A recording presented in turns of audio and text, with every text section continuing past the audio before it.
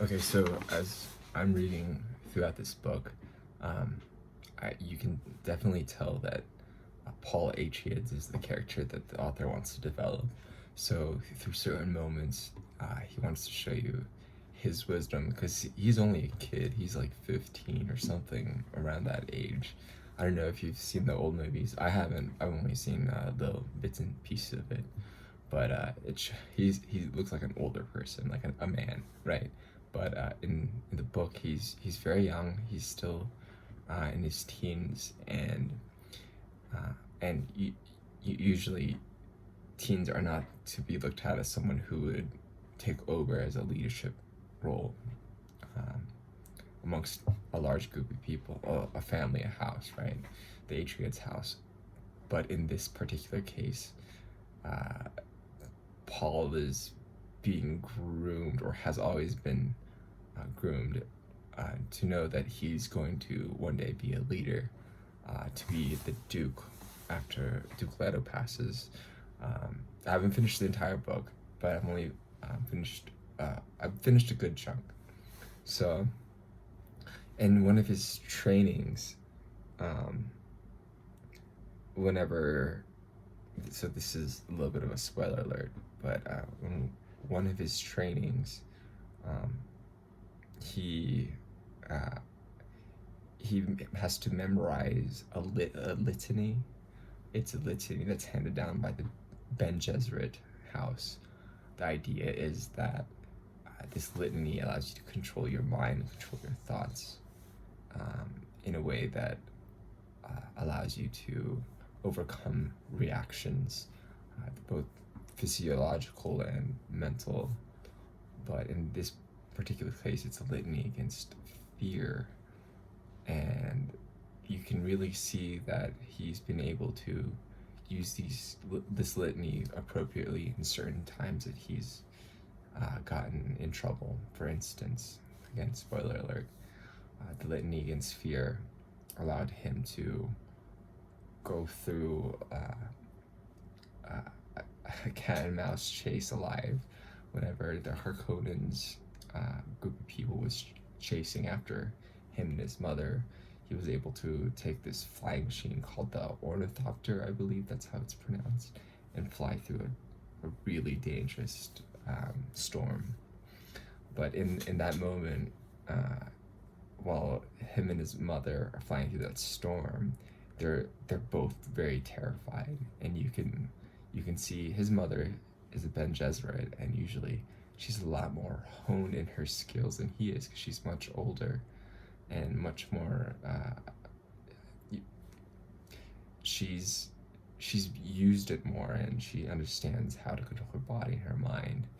But in this particular case, you can see her kind of shaking with fear, and then she starts to recite the litany of fear to calm her down, and it works just for a few moments, and then she starts shaking again, which is surprising to see because in other parts of the book, you'll see her as a very controlled woman and very precise in the way that she thinks and controls her emotions and deals with people in situations that seem dire already. In this case, she's so terrified that the litany of fear only works for just a few moments. But whenever she starts chattering again, she hears her son whispering it over and over again. He's smooth like water, and he's just like, he has to ride through the storm unencumbered by the terrors that the storm provides him, because it is life or death. Like, if he's not able to control his mind, to control the fear, then they're dead, either from the Harkonnens going after them or the storm destroying them. So this is the Litany of Fear. I'll recite it. I'm in Wikipedia. It basically says it's an incantation used by the Bene Gesserit to focus their minds and calm themselves in times of peril. So this is it.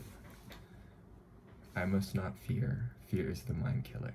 Fear is the little death that brings total obliteration. I will face my fear.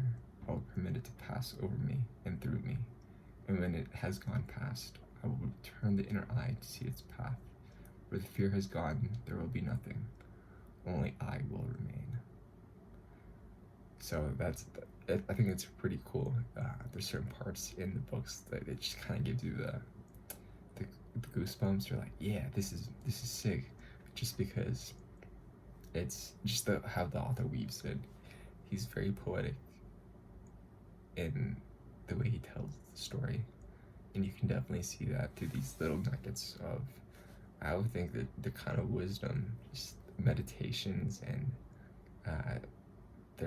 the trainings that you kind of realize that these people have had through these words memorized and experienced and kind of embodied over a long period of time.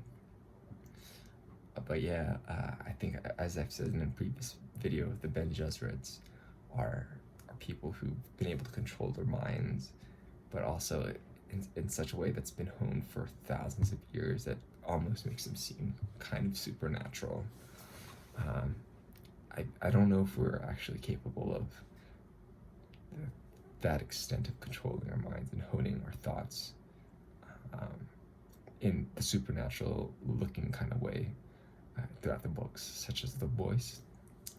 The voices where the Bene Gesserits are able to register someone's tone of speaking, their transition thoughts, and able to speak in a way that persuades these group of people based on their thoughts.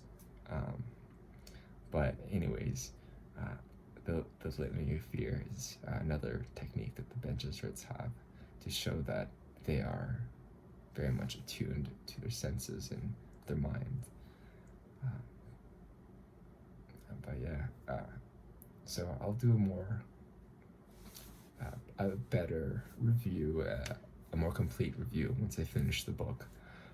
In that video, I'll also put like an unboxing. I'll also show, no, I probably won't do the unboxing at the same time, but I'll show you the review of the leather-bound book that I've gotten. And by the time I get it, I should have completed the book and have been able to process it in a way that I can explain to you. I'll pull some quotes because I've been taking notes along the way, just because it's like little nuggets of wisdom, I think, that's scattered throughout the book that I kind of want to at least review before I completely put the book down. Okay, so make sure to check out that video where I do a full review of this and the leather bound, where I'll also show the leather bound hardcover. Okay, until then.